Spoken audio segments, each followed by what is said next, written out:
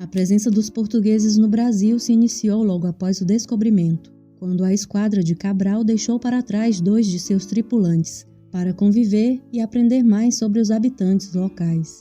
Depois disso, de 1500 a 1530, alguns deles vieram parar aqui devido aos naufrágios ou como condenados ao degredo, nem sempre de forma justa, já que por vezes a população perseguida de Portugal, como por exemplo os judeus e os ciganos, eram enviados para cá por motivos aleatórios.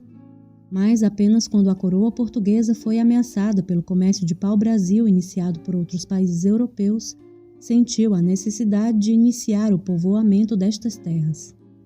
Para isso, a distribuição das capitanias hereditárias entre os nobres portugueses, que por sua vez traziam mais colonos para se estabelecer e iniciar uma significativa produção de gêneros no Brasil, pode ser considerado o início deste fluxo migratório. Durante todo o período colonial e mesmo com a independência, a vinda dos portugueses se manteve de forma contínua. No entanto, é possível apontar alguns momentos em que ela se tornou mais intensa e o que pode ter contribuído para que isto ocorresse. O primeiro grande fluxo migratório espontâneo aconteceu durante o ciclo do ouro. Ainda que no início da colonização a economia açucareira tenha prosperado e trazido muitos lucros aos exploradores portugueses, o sonho de encontrar ouro na América permanecia e fazia com que muitos expandissem suas povoações para além do litoral. No final do século XVII, finalmente uma quantidade significativa do metal precioso foi encontrado na região das Minas, e isso foi o suficiente para que muitos portugueses imigrassem para o Brasil em busca do enriquecimento rápido. A corrida do ouro, mantida por alguns anos no século XVIII, acabou sendo responsável também por criar uma nova modalidade de colono, que não necessariamente se dedicaria às atividades rurais, mas que prosperaria com as atividades de serviço e comércio buscadas pela população de Minas Gerais.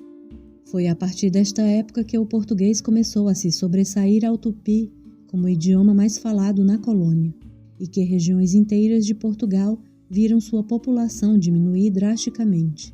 Nesse momento é preciso começar a diferenciar a posição de imigrante da de colonizador, já que a partir deste período boa parte deles vinha para o Brasil vendendo tudo o que tinham, fugindo de uma condição de pobreza para tentar ascender socialmente.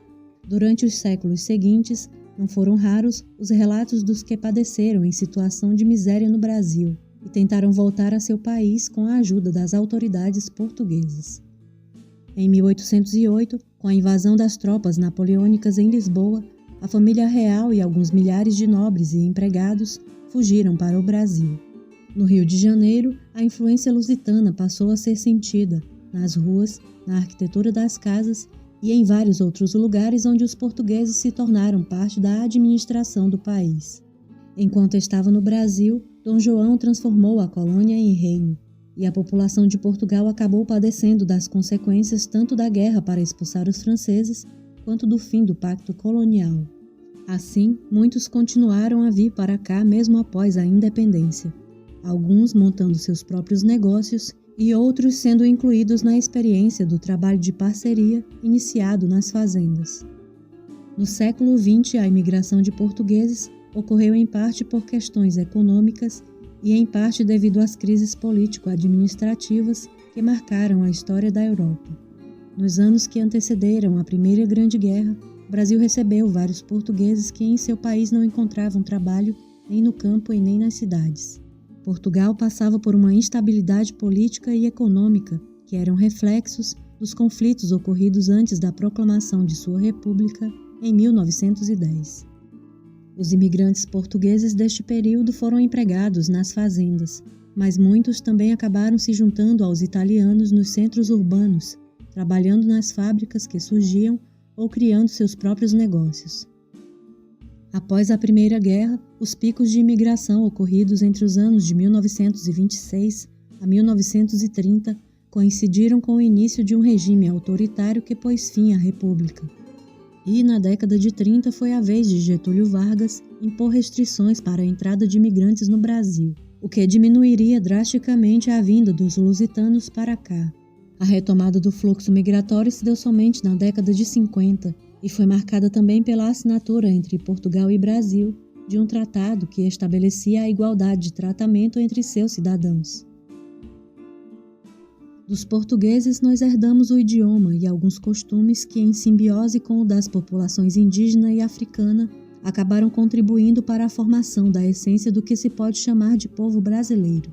E hoje em dia, os dois países que outrora tiveram uma relação colonialista têm se esforçado para manter um bom diálogo diplomático, com acordos de cooperação que visam fortalecer e exaltar suas semelhanças culturais e sua ligação histórica.